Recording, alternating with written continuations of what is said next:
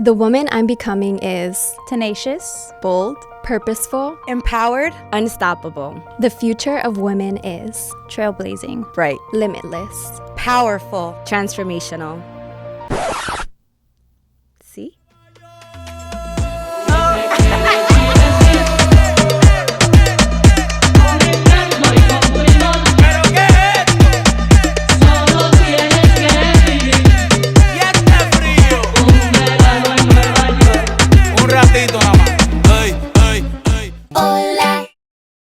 Hello everyone and welcome.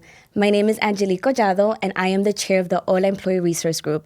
Thank you all so much for joining us for this special Women's History Month conversation, Café con las Jefas. I want to start off by saying that there's something really, really powerful that happens when women come together to share their stories, the lessons, the challenges, the growth, and the moments that shape who we become. And that's really what today is about. The name Café con las Jefas translates to coffee with the girl bosses. But when we say las jefas, we're not necessarily talking about titles. We're talking about the women who lead in their own way by either mentoring others, speaking up, creating opportunities, and showing up with courage and authenticity every single day.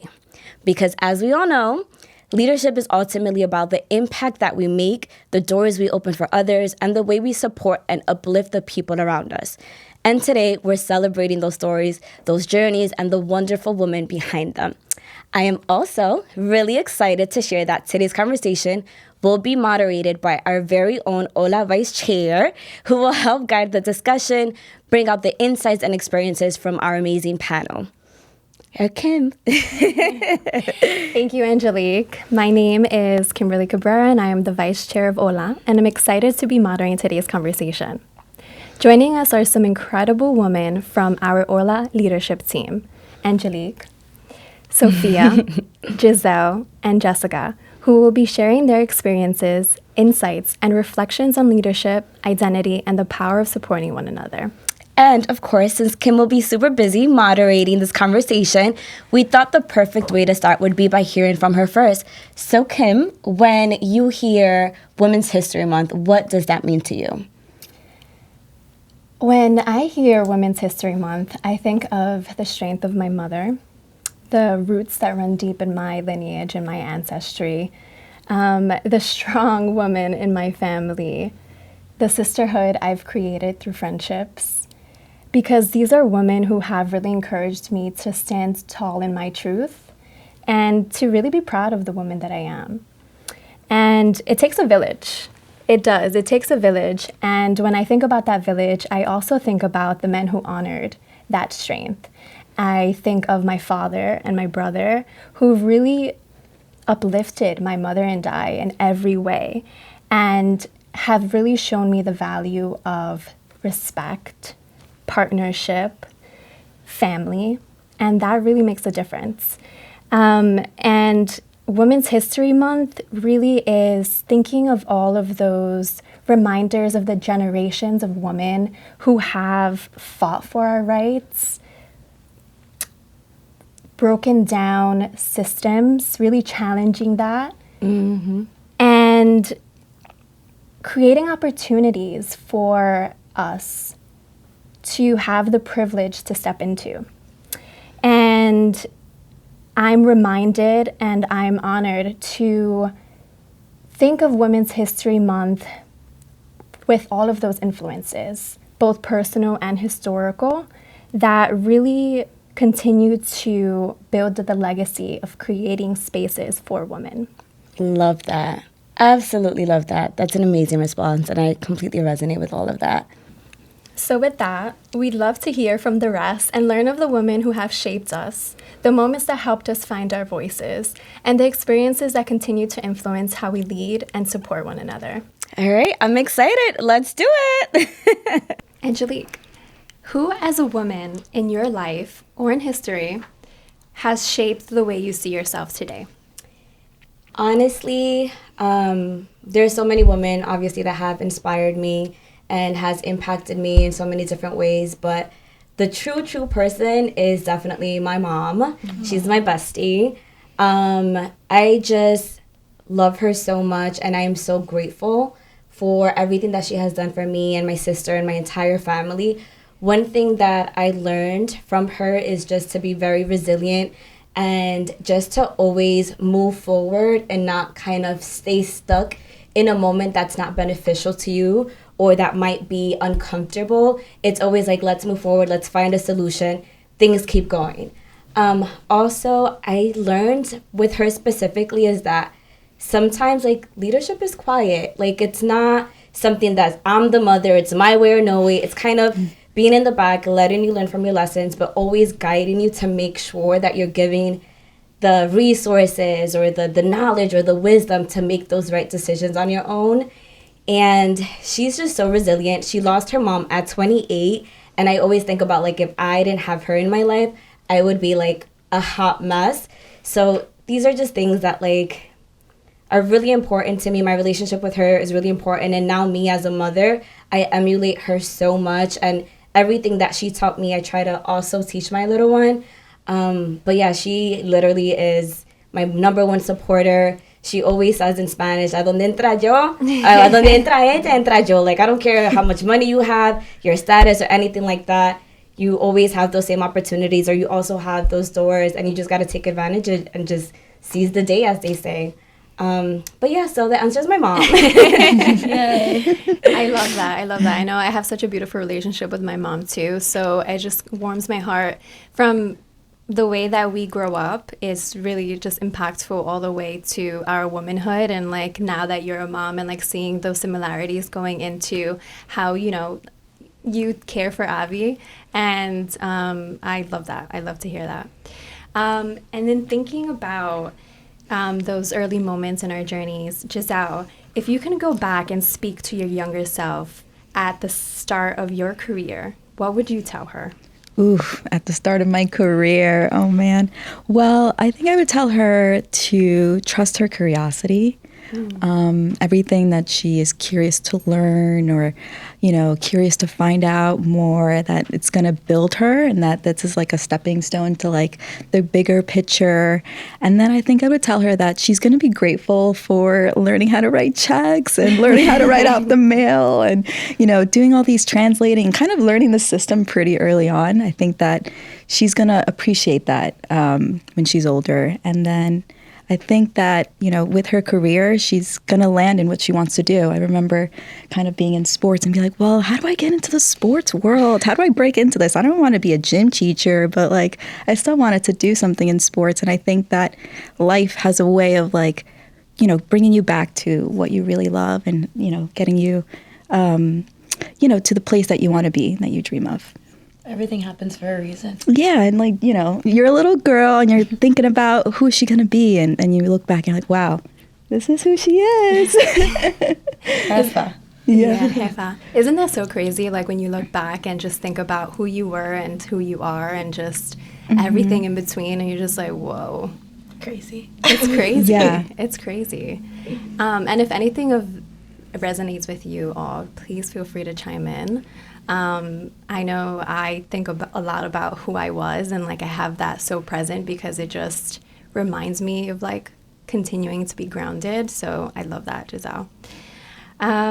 Sophia. Yes. So thinking, you know, about building yourself and the confidence that that brings, was there a moment when you realized your voice mattered in the room?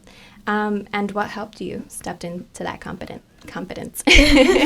Yeah, so I think that it's important to note that confidence is not something that just happens overnight.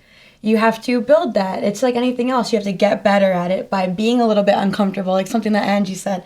And so I say that when I was younger, I was in sports a lot. And I think that it was great that my dad and my mom encouraged me to get into sports really early because it allowed me to see, wow, I not only am important enough to this team that I can make this work, but I make things happen. And that made me believe that, wow, I deserve to have some confidence. Like, come on now, because I can do this. And so I think going from there, being a child doing that, which is a big shout out to women in sports. Continue, girly pops. Get your girls in there. I think continuing from there, I just started to build my confidence and be like, you know what? I do have the right to take up some space. I do have the right to show up for myself and show up for other women. And I think that one moment that really showed me that was I was in an internship at the hospital I'm working in now. And these fancy donors were there to talk to us. And, I was just an undergrad. So being in the room with donors and then the CEO, president of our hospital being there, I was like, like, this is scary. But they asked me, they were like, well, why do you think representation is so important in medicine? As in my future as being a physician, that's the dream. And I said, look, having people that look like you, that understand you, that know your background, and are also strong women in my case, makes patient outcomes better. And they were like, wow, you could be president of the hospital. And the president of the hospital said, don't come for my job now. And so I guess that was the moment where I was like, wow, I can command a room, even in a boardroom at 20 years old. Where is my future looking? So I think that's what gave me the confidence. Very bright, Sophia. Your future is looking very bright and coming for that CEO position. Watch out. Yeah, watch out. Angelique, building on that idea, how has identity and culturally or personally, think of identity just kind of from what you shared, Sophia, too, how has this shaped the way you lead and show up? Oh, that's a great question. Well, there's a lot of things that identify us, right? We're women, we're Latinas, I'm a mom, I'm a partner, business owner, the list goes on and on. I think for me, I definitely bring into my upbringing into how I lead. And by that, I mean, when I was younger and just kind of seeing with the family, we were very close-knit. Like, we were a really beautiful community, and we were always there for each other, and we would always support each other. We would celebrate our culture, but also our successes. And I think that's something that I always try to bring into any place or any environment that I'm in. I always want people to feel supported. I always want to listen. I'm an empath, so if you're going through something, I'm going through it with you. Like, I'll cry with you. We need to cry together. Like, that's really kind of who I am, and it's so natural to me because I saw it so much growing up. But yeah, it's really just that community piece and just the support. And I think you made a great point in, like, you want to be able to open doors and create opportunities for people that look like us, and representation does matter. And that's why I'm not afraid to be authentic, and always in whatever room I'm in, I'm not shy to say that I am a Latina, and I am so proud of being one, and I show up and I'm loud and what? Like, who cares? So, those are things that is just important. The authenticity definitely is key. And I'm grateful that, like, I had the family to provide that example. And I'm hoping to, again, continue that legacy. And I think also it's really about, like, the impact that we leave, but also it's like, how are we opening doors for those that come after us?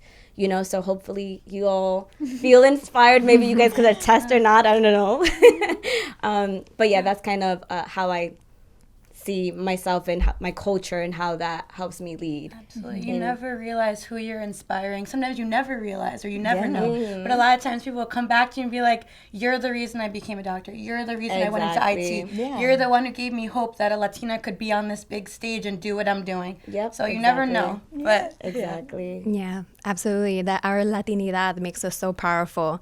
And, coming from a big family, I resonate with that so much because it was always like, how are we looking out for each other, right? It was that community.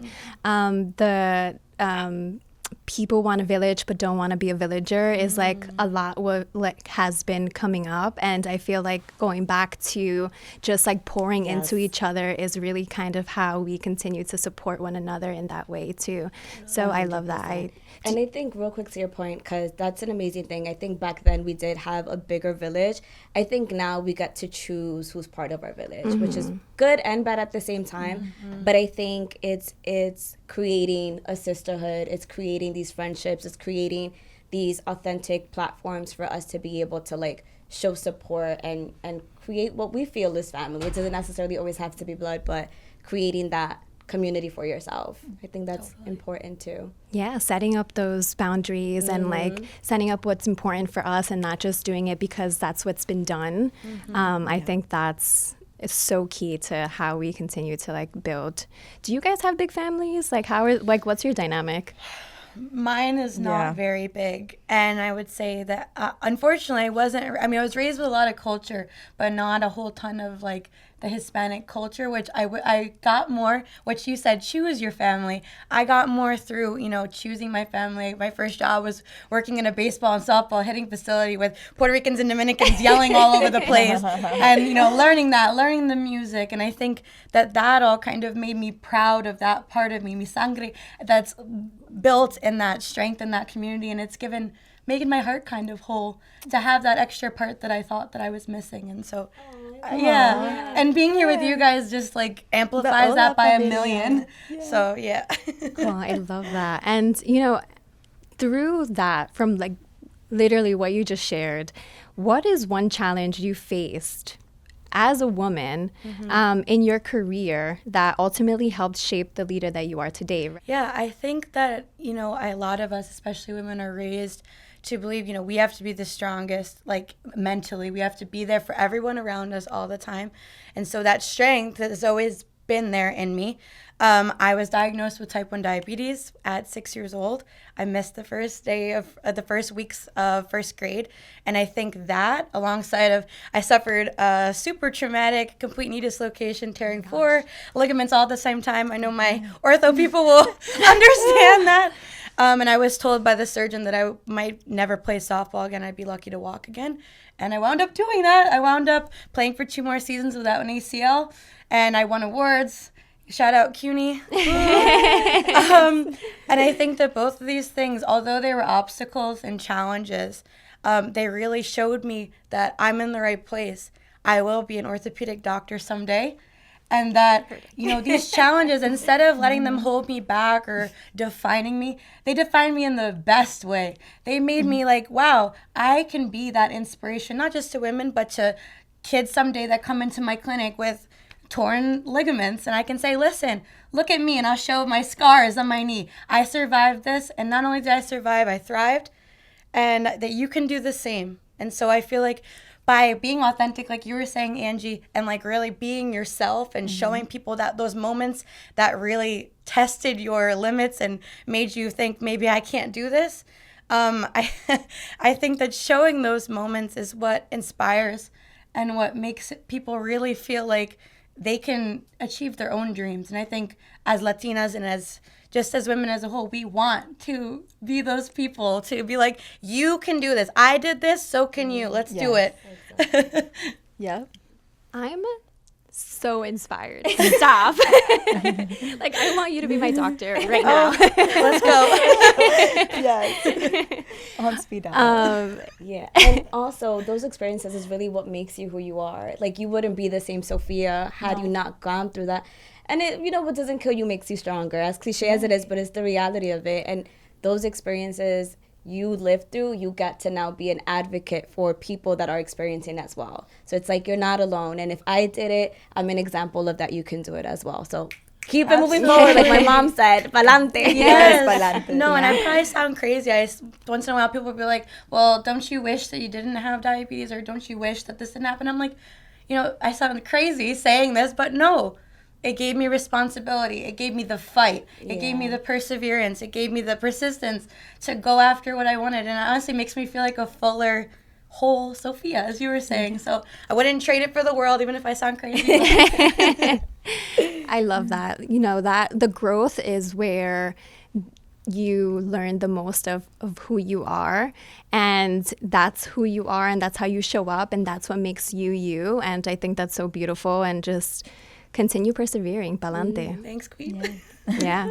Absolutely. How can we as a community better uplift and empower women across departments and roles? And Giselle, I want to shift this question a little bit more towards you. Yes. So, no, as a community, like we as women can do so much by lifting each other up, like putting each other in those leadership roles, like giving us projects to leading in our homes.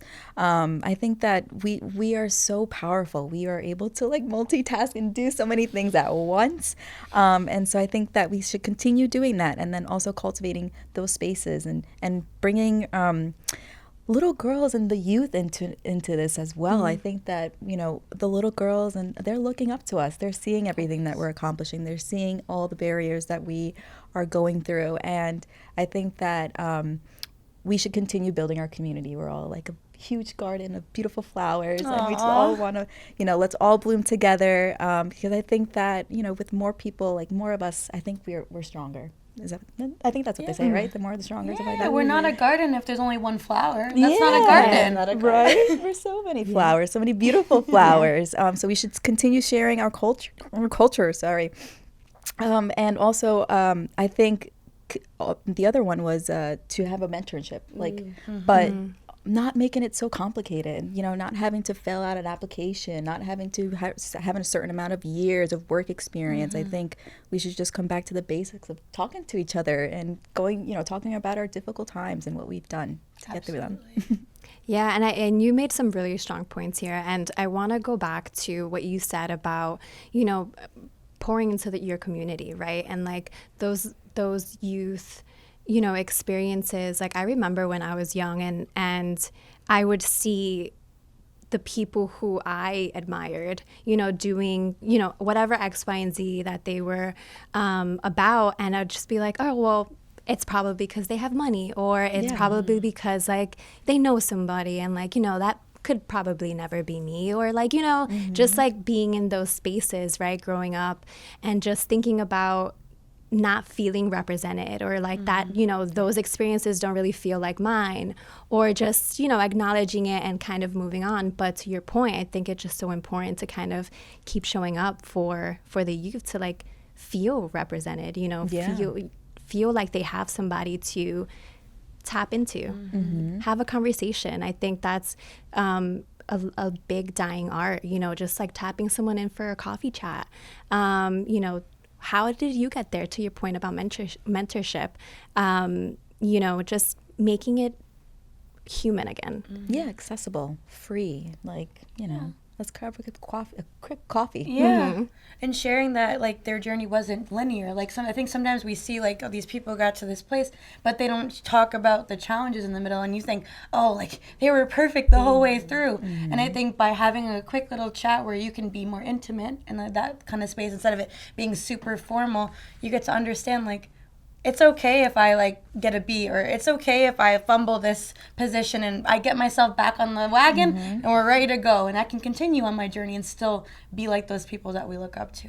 And even like you get there a little bit quicker when you have someone telling you what their path looked like and what works for them versus what didn't, so you don't make those same mistakes. So that's why it's so important, because a lot of the times, especially from immigrant parents, like you're here, maybe the language, there's so much things that kind of set you back versus people that were actually here for many, many, many, many, many years. And, they have buildings and properties, and we're here like, well, where are we? And to get accustomed to that, that's why I think it's the mentorship piece is important, because it's like you're assisting them in trying to like make that transition a little bit more seamless, so the struggle isn't as prevalent, or it doesn't pull them back from actually succeeding. So I think that's extremely important. And one thing that you said earlier is that sometimes like you don't need like a formalized mentee-mentor relationship, but there are people that you look at and they inspire you, and then you just copy what they do because you're like, I want to get there. I want to do what she did to get there. And I think those are also important. There's also sponsors who's going to mention you in rooms that you're not in and put your name out there. And I've worked with this person and she's a great asset. Let's bring her onto the team, or whatever the case is. So there's so many like different like levels to it that, to your point, it doesn't really need to be a formalized process. There's so many other ways that this can exist within the community. Yeah, and if we should bring it back to the schools too. Like I remember, being in middle school, and I was going to the elementary school after school for 30 minutes to help kids with their homework. That's so nice. But that's something like nonchalant, you're Yeah. just going to help, to get volunteer hours, and, Yeah. but I'm helping somebody. And I think we should just kind of do the same thing with mentorship. Yeah, pay it learning. forward. Pay Yeah. it forward. Absolutely. Karma's real. Yeah, and it's nice to be in the spaces where you are privileged to be able to share your knowledge with others, and to pour into, and to show them, again, like from everything you guys have all shared, to show them that it's possible in whatever capacity that looks like. Right. And the more we share is the more that we're able to kind of build on that. So I love that. Totally. So it's clear that our leadership journeys are really influenced by so much: our environment, our upbringing, our communities. And Jess, I really want to ask you, what does authentic leadership look like to you? I think authentic leadership to me means really showing up and really being supportive, no matter if it's through the hard times or the good times. I do think that it also matters that you go through your experiences and you get knocked down and then you get back up. I think that's what really matters, in the sense of you may not have like all the answers, but because of your ability to get back up again, you're able to go through those experiences, not only for yourself, but to be able to go get those answers for the other person too, while getting it like done at the same time. Being able to show up for someone when they really need it, and even if they don't really need it, just still being present and still being there is what it means to be like an authentic leader to me, I feel like. I want to also, on that note, like, I think sometimes, I guess, in the change of what an authentic leader looks like, I think coming in new to a workplace, it's like they're supposed to look a certain way, they're supposed to talk a certain way. I think authentic leadership is also like, is being real. Like, if you don't know an answer, instead of just like trying to give you something like, I don't know, like, let me figure that out. Like, just being honest and not having to feel like you constantly need to be perfect. Yes. Yeah. Or like taking ownership, like, I messed up. Like, I Yes. gave you a deadline that perhaps wasn't achievable.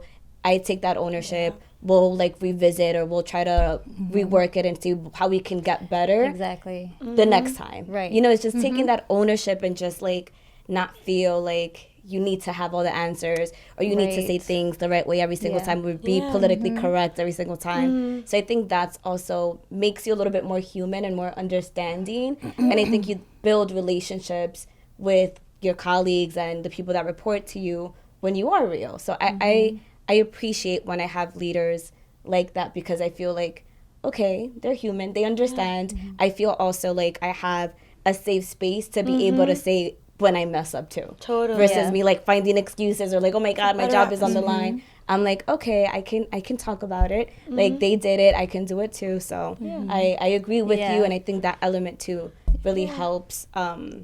Like, it's okay to not have all the answers. Yeah, It's exactly. okay to not have all the answers, but I can help you Exactly. go find those answers. I Exactly. can go ahead, once I get those answers, I'll share them with you, so we can continue to, trust each other and be vulnerable with each other and just, form that bond. So. And what I you think said so. too, Angie, not being cookie cutter. You don't have to be. Leadership is not one, like you said, is not cookie cutter. It's not one sided. There's leaders who lead, like your mom, who lead quietly. There's leaders who lead loudly, like I would. There's leaders who are somewhere in the middle and the good leaders rely on the people around them. So your environment that you've created, hopefully you created a good environment, but you kind of like go back and forth with the amazing space that you created, and that's not cookie cutter. That's dependent on the other people around you. Yeah. You're the amalgamation of everyone around you, the people that have touched your life. So it's the same way in a leadership setting. Yes. Yeah. Oh my God. I'm like here. And another thing is also to treat people and admire their strength for who they are. Like, they don't Totally. all have the same contributions. They all excel. Like, you're a great speaker, baby. I'm not great. So let's put her on the you're mic. so good. So that's something that, like, these are your strengths. So let's hone on these strengths. Let's evolve this, versus maybe someone else is more on the shyer side, and maybe they are great at organizing charts and building reports, and Totally. so let's make sure that they Parties. excel in that aspect. You know? I can do that. So it's also like being authentic, but also knowing your employees and figuring out like how can we just elevate them to what makes them happy. Yeah, utilize what you got going on. Yeah. Absolutely. And it's palpable. It's palpable. You feel it within yourself, within each other, within, your coworkers. And in thinking of that space, right, as when you're navigating leadership spaces, how has, and I'm posing this to you three, how has being a woman shaped how you show up in leadership spaces? Well, I guess I'm the biggest chatter, so I'll go first. I would say I think about this all the time. No matter the struggle, in every lifetime, I want to be born a woman.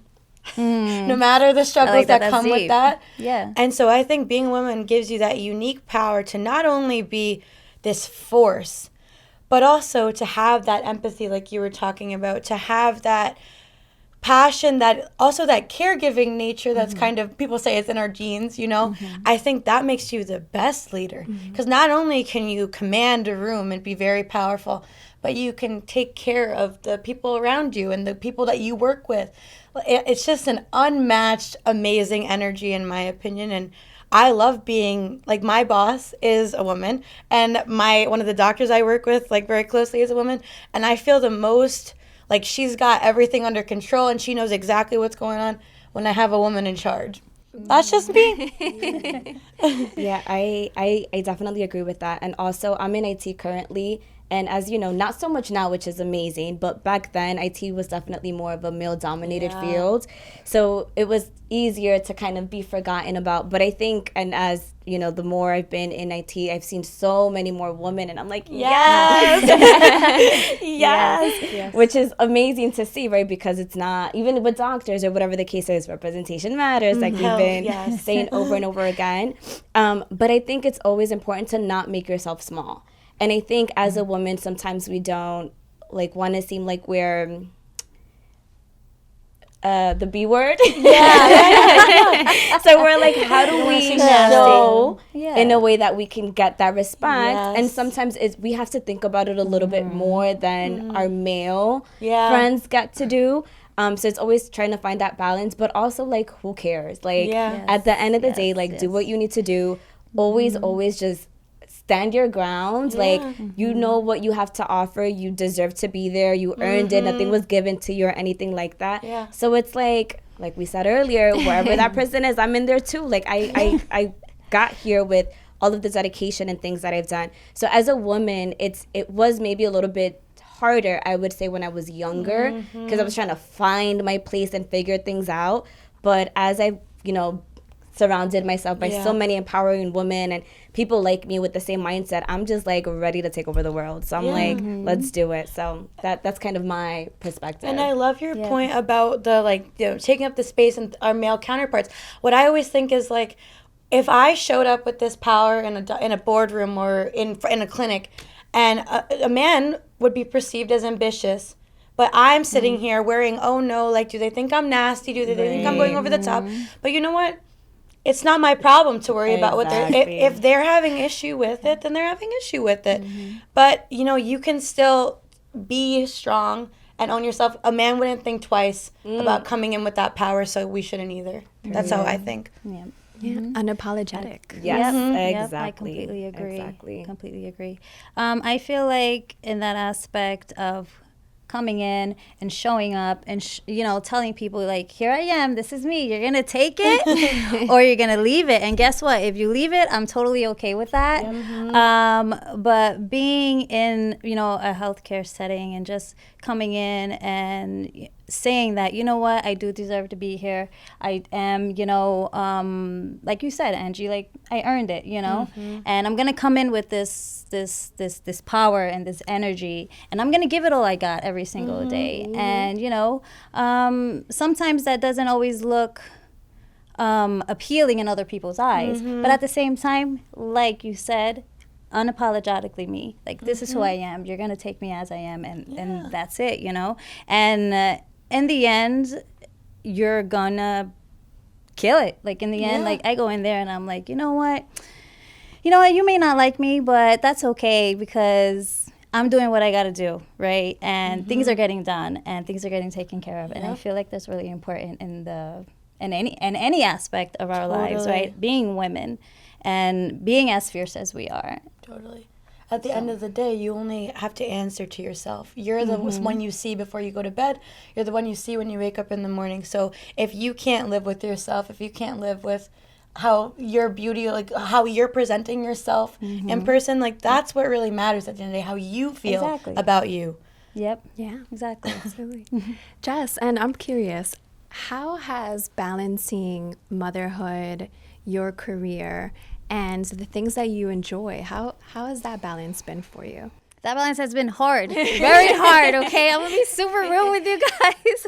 It is one of the hardest challenges in my whole life. But I just try to really keep it motivated. I just try to stay motivated and focused and locked in as to trying to reach my goals. And something that I learned growing up is, coming from a background of strong, independent women as well in my family, we always saw, we had to do everything ourselves, right? Like my mom, she raised 6 kids, all on her own, and she did the damn thing, she was great. She was our protector, our provider, and I take those moments and I kind of hone them in for myself as well. And one thing for me, from being so in a environment where there are strong, independent women in my life, I've learned to, not really count on anybody and really just count on myself when it comes to getting things done, right?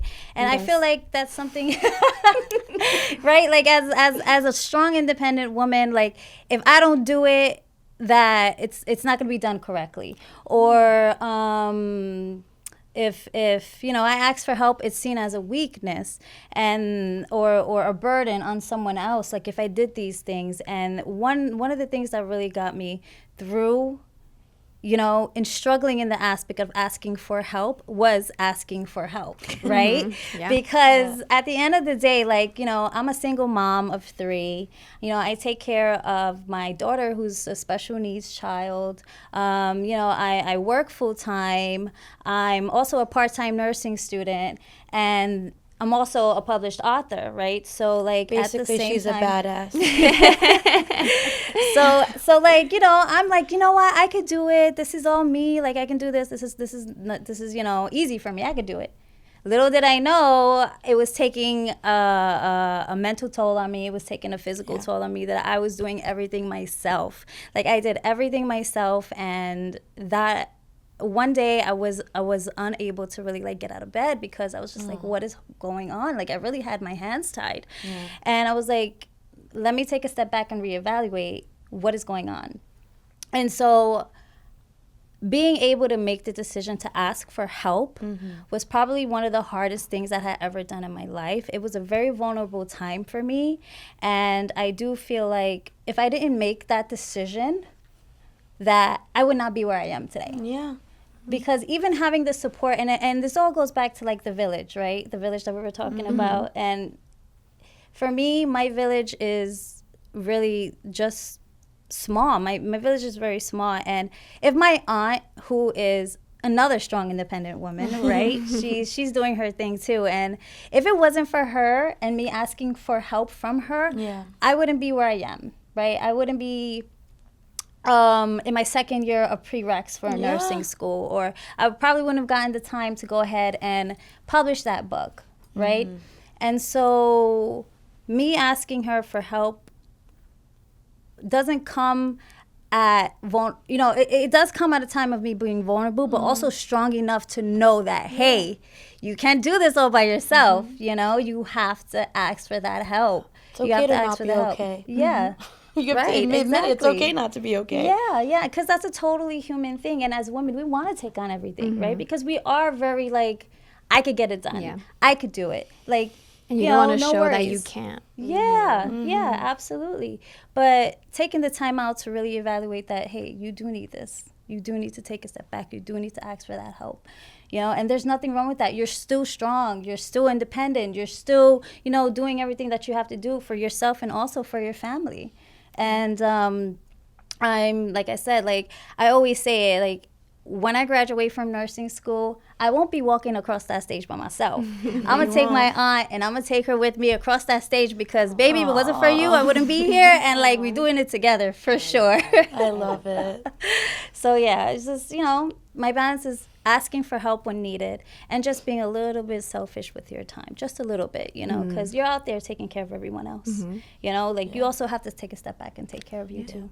And we call it selfish, but it's not really selfish. Yeah, yeah. Taking some time for yourself is never selfish, especially when it comes to being a woman. When you feel like it's selfish because you're so used to holding on to everyone else's And providing. Yep. And, like, but it's not really protecting. selfish. Yeah, but yeah, that's how I feel like I find my balance now. Absolutely. And the burnout that comes with it, and, you know, just really thinking about you. It's not selfish. It's, you got to take care of yourself, because if not, how do you take care of everyone else? Yeah. You know, first things first. And I feel like that's what I want to do, right? Like, I feel like it's not called being selfish, right? Because It's self-care.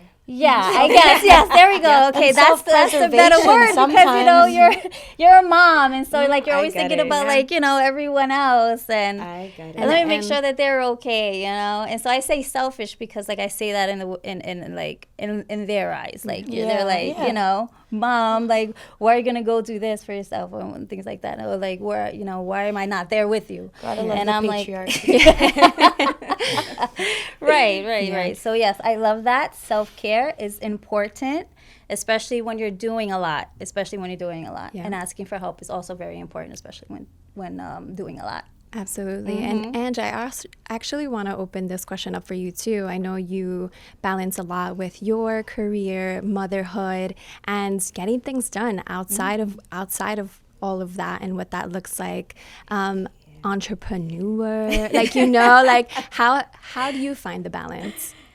Ooh, that balance does not exist. It does not exist at all. Oh, no. And the thing with me is that I do not say no at all. Any opportunity that comes my way, I'm like, sign me up, let's do it. Like, there's so much on my plate, but somehow, some way, I end up managing it. I don't know, through God's grace. He definitely watches over me and somehow makes things easier as they come. And I'm also very much, I take things on a day-to-day basis. If I think or look at everything like from far lens, I will get so overwhelmed. So I do my little to-do list, like, what am I focusing on today? What am I prioritizing? Because the thing is that we all have 24 hours in a day. So does Beyonce. But it's like, how do we use those 24 hours? It's like, a lot of people have a lot going on, but it's about prioritizing what's important at that moment. If today I have a project or a test or something, that's my priority. If my little one has a dance recital, everything takes a pause. We're going to focus on my little one for that day.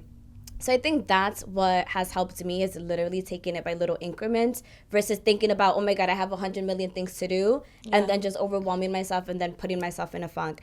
I think also support system is so key. Yes. And shout out to Jose. Because he is the best dad anyone could ask for. He is so great with Abby, and he knows everything that I'm doing. And he's like, I got you, don't worry. Like, you're going to work on that. I'll do this with Abby, or I'll help her with this, or I'll take her to gymnastics or whatever. So he has really let me flourish. He's an ally. Listen up, men out there. We need you to, come on, step it up. Right. So that's like exactly what we need. We need Jose's in our lives, right? And so, yes, shout out to him. So it really has allowed me to do the things that fill me up and gives me the sense of purpose, because I love it. Although it's crazy and a lot of work, but I genuinely love HOLA. I love being with you girls. I love doing the extracurriculars. I love the community engagement, the presentations, the educational programs, the impact that we have in our organization. It's a lot of responsibility, but it's so rewarding. It's really, you know, and it really touches me, because it's like, when your little one or when your kids grow up and they're like, Mom, like, what did you do? Like, I have a whole list of things I can tell you, and it's so a legend. and it's amazing because it's like, damn, I didn't know I could. Mommy's a girl boss. Yeah, girl boss, la jefa. Hello. No, But yeah, so I think the support system, to your point, with your aunt as well, you need it. You need it because you cannot do this by yourself. Yes. At So all. true. At all. Absolutely. And then, like, to play on your part too, another thing too that I realized growing up is that I'm super impatient, right? I'm super impatient. And I'm like, we gotta get it done. We gotta get it done now, right? Like, I want it done like yesterday. And it's important for me now to say, you know what? Take things one day at a time. You know, like, everything that's meant for you will happen for you, and it won't miss you. So Can't miss just something like, that's meant for you. right, exactly. And just take your time. It's okay to, you know, be ambitious. It's okay to, like, set your goals, but really be realistic with the time that you have, right? And it's okay to stop and then just keep, you know, it's okay to stop, but and it's also okay to, like, take your time to get to where you want to go. Yep. You know, because I get that, like, we don't have, time is the only thing that you can't buy, right? Right. So just take your time and you'll get there. There is no rush to reach your goals in your life. And no matter how many times that you get knocked down, just always get back up. And that's truly what's important going forward, I feel like. Absolutely. Yeah. And that's perfect segue, some gems for our last question that I would love to open it up to you all. What is a message that you would like to leave for the next generation? I know, Jess, you mentioned a few things. I know, I did mention a lot. You know, take your time, enjoy the ride. Where you go, you know, it's about the journey too. And I know that sounds kind of cliche, but at the same time, it's so true. It's so true. I think Mike said it too, like Mike the Situation. I don't know if we can say that, whatever, right? But like the comeback is greater than the setback, you know? So even if you fall, get up. Get up. I mean, we can all relate to Jersey Shore, okay? So don't even, but, like, you know, get up, you know? What matters is that you get up, and stay focused. Do not give up. Take your time. Like, you will get there. And that's really important to say. Yeah. I think also something that Angie mentioned about, like, you know, kind of God being in your corner. I think about this, especially in my darkest moments when I was really hurt. I couldn't walk for 4 months after my first surgery. 2 more to come from that. I think I thought that, you know, God only gives his hardest battles to his toughest soldiers. And if you couldn't handle it, it wouldn't be for you. So sometimes it feels like your number is getting picked all the time, which sucks. On that lottery of life, it seems like your number keeps coming up. Hopefully, to win $1 million. Yes, Right. That warrior list. Always on God's warrior list, right? Yeah. Even if it's not that, those challenges that have met you for a reason, because someone else couldn't handle it, but you can. And I think my greatest message is that you take those challenges, you use them, instead of letting them use you, you use them. You make them your platform for inspiration, for being an orthopedic surgeon. you use them to fight hard, because women, honestly, we're Amazons. We're the OG amazing warriors, and there's a reason why we're strong and we can handle it. Basically, my message is we can handle it, go for it, fight. Take your girls with you, and it's a whole army of awesome. Bring your inner Xena warrior out. Of course. Ooh, those are good. I think it's just to be present and live in the moment. I think there's so much that's happening, and the world, I feel like, is like on 1,000 miles per hour. It's like it's just this constant change and constant of, like, what's the new thing, and I feel like we don't get to, like, just, like, sit and think and reflect as much as perhaps we used to back then. It's just the generation, I guess. So my advice for those upcoming and joining in the different fields in their career and trying to figure things out is, like, just be happy where you're at. everything will fall into place.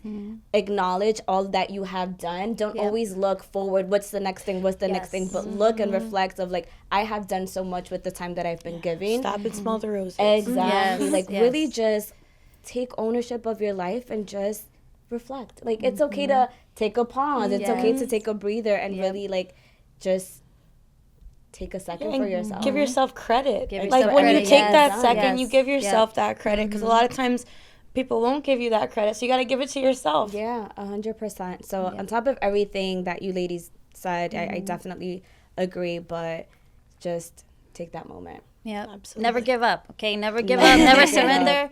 Mama didn't raise no quitter, but she did. But she did raise a complainer. So I'm 100% gonna get it done. But you're 100% gonna hear about it, right? Exactly. Just get up and get going. Man, that's So funny. There's a Viking saying that my dad and my mom always said to me, like when I was about to do something hard, with your shield or on it, which means you either die in the fight or you come back with your shield. And I think about that every time I'm about to Warrior enter a space energy. where I'm scared. Warrior energy. I'm like, you know what? I'm giving it everything, and I think about that all the time. And that's if that describes. I feel like that describes women so well. Yes. Absolutely. Yep. And leading by example, right? Like standing 10 toes down Hell yeah. on who you are and what makes you you. In Sophia's case, in red bottoms. Mira. After so many surgeries and all. Nothing's gonna get me out of my heels, okay? I gotta strut out of here later. Yes. But absolutely, continue to lead by example. Be who you are, because that is going to continue to help change the world. Yes. Thank you so much, Yes. ladies. Thank you.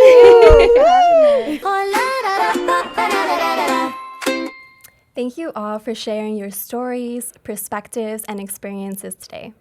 Conversations like this remind us how powerful it is when women come together to support one another, share knowledge, and create space for growth and opportunity.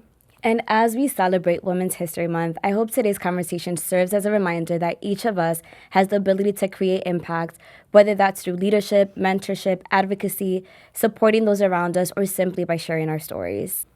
We hope these stories shared resonated with you and inspires you to continue uplifting the women in your lives and in your communities. Thank you again to Angelique, Sophia, Giselle, and Jessica for being a part of this conversation. And thank you to everyone who joined us.